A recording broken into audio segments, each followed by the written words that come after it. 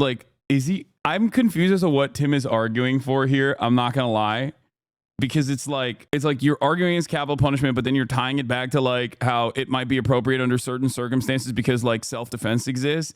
And it's like, if you think 4%, if you think the percentage of 4% in a legal structure where like innocent people are executed by the state is unconscionable, I don't even know what the percentage of like self-defense instances that actually end up shooting someone that had no business being shot at all, but simply because of castle doctrine, the person got away with it under our current legal system.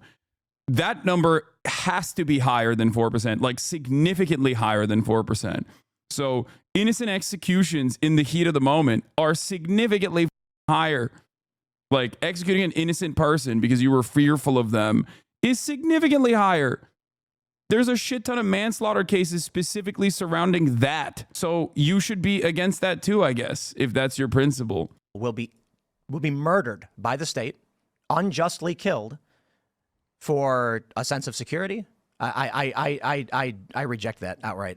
Yeah, I mean, I think both in terms of efficacy, but even in terms of, I think if you feel that there is a situation where without a threat to anybody, right? I mean, these people are all in jail, that there is a justification to kill someone in cold blood, then I think it just becomes a negotiation as to when it's not. You know what really gets me too is what I hear from a lot of people is, what about when you've seen on video they're harming a child or they're doing something?